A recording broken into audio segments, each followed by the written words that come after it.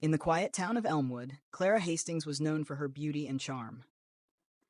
With her striking blue eyes and golden hair, she easily captivated everyone.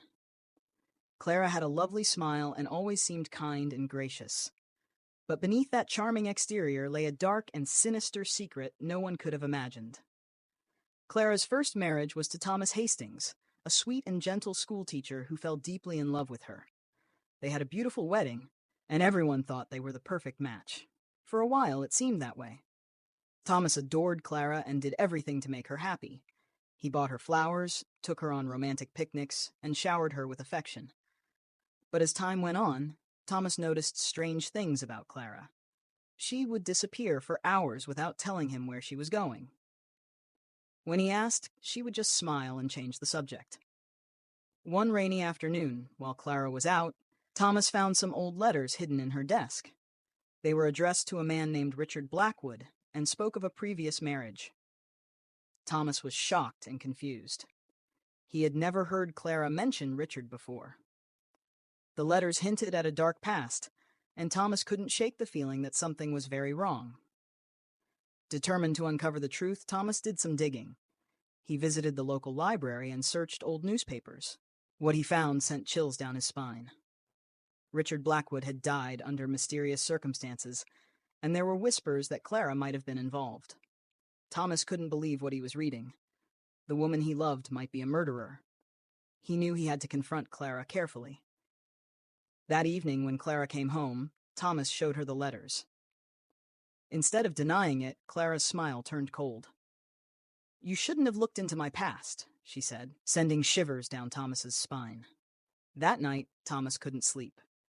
He knew he had to be cautious, but he didn't know how dangerous Clara was. A week later, Thomas was found dead at the bottom of the stairs at home. The police ruled it an accident, but some townspeople had their doubts. Clara played the grieving widow perfectly, crying and mourning her husband. No one could prove she did anything wrong, and the case was closed. Years passed, and Clara remarried.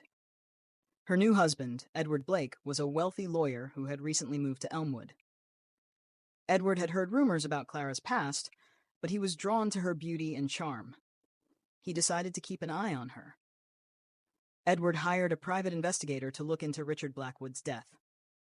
The investigator discovered that Richard had been poisoned, but there was no solid proof linking Clara to the crime. Edward started documenting everything Clara did, hoping to catch her in the act. He kept a journal and took photos of anything suspicious. Clara noticed Edward's suspicions and decided to act first. One night, Edward confronted Clara with his findings. He showed her the journal and the photos, hoping to scare her into confessing. But Clara just laughed, a cold laugh that made Edward's blood run cold. "You think you can stop me?" she sneered. "You're just like the others." The next morning, Edward was dead. The doctor said it was a heart attack, but an autopsy revealed poison in his system.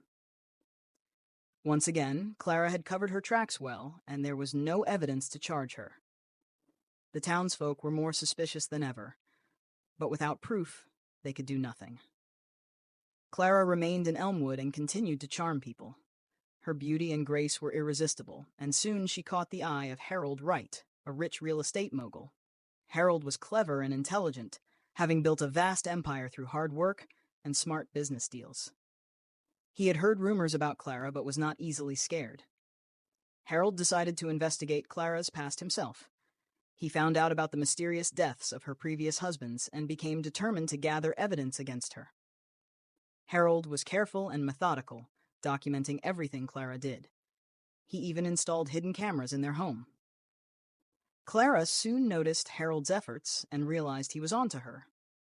She knew she had to act quickly. One evening, while they were having dinner, Harold confronted Clara with his findings. He showed her the footage from the hidden cameras and the documents he had collected. Clara's response was chilling.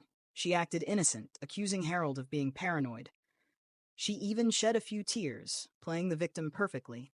But Harold was not fooled. He told Clara he would go to the police with the evidence. That night, Clara prepared her final act. She poisoned Harold's drink, making sure to cover her tracks. The next morning, Harold was dead. His death was ruled a heart attack, and once again, Clara played the grieving widow. The townsfolk were suspicious, but without concrete evidence, they could do nothing. The families of Clara's dead husbands were devastated. They had always suspected Clara, but never had proof. Determined to bring her to justice, they hired a famous detective named Daniel Morgan, known for his brilliance and tenacity. Daniel was a seasoned investigator who had solved many high-profile cases. He knew he was dealing with a cunning and dangerous woman. Daniel began his investigation by interviewing the families and friends of Clara's deceased husbands. He also reviewed the evidence collected over the years. It didn't take long to uncover Clara's dark history. She had been married multiple times, and each of her husbands had died under suspicious circumstances. Daniel decided to go undercover, posing as a wealthy businessman interested in real estate. He managed to get close to Clara, using his charm to gain her trust. Clara, always on the lookout for her next victim, was intrigued and let her guard down. Over the next few months, Daniel gathered enough evidence to build a case against Clara. He documented her actions, recorded their conversations, and even got a confession from her. Clara, believing she had found another easy target, revealed her true nature to Daniel. With the evidence in hand, Daniel decided it was time to confront Clara. One evening, he invited her to dinner at his luxurious penthouse. Clara arrived, dressed in a stunning gown, her eyes sparkling with anticipation. She had no idea her dark secrets would come to light that night. As they sat down to dinner, Daniel revealed his true identity. He showed Clara the evidence he had gathered, the recordings of their conversations, and the documents proving her involvement in her husband's deaths. Clara's face turned pale, and her smile vanished. "You think you can stop me?" she snarled, her eyes filled with rage. "You're just like the others." But Daniel was prepared.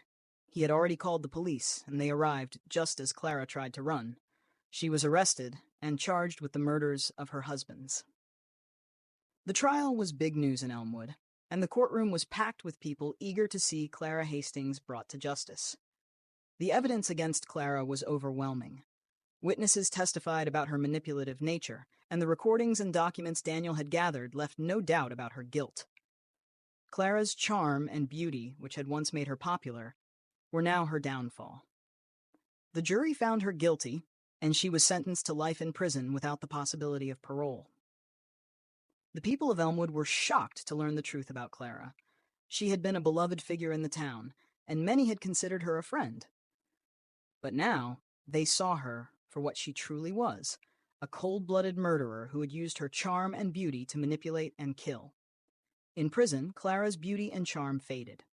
She spent her days reflecting on the wrong choices she had made and the lives she had ruined. Clara Hastings, once a beloved figure in Elmwood, was now a reminder of the evil that can hide behind a friendly smile. The families of Clara's victims finally found some peace, knowing justice had been served.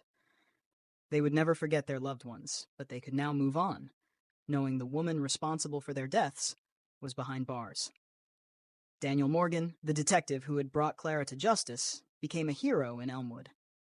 He continued to work on high-profile cases, always determined to uncover the truth. His work on the Clara Hastings case became legendary, and he was celebrated for his brilliance and dedication. And so Elmwood returned to its peaceful ways. But the memory of Clara Hastings and her dark deeds would never be forgotten. Her story became a cautionary tale, a reminder that even the most charming and beautiful person can hide something dark and sinister. In the end, Clara's beauty and charm were no match for the truth. She had used her looks to manipulate and deceive, but justice had finally caught up with her. And as she sat in her prison cell, alone and forgotten, Clara Hastings realized she had lost everything that once made her powerful. She had traded her soul for her own downfall.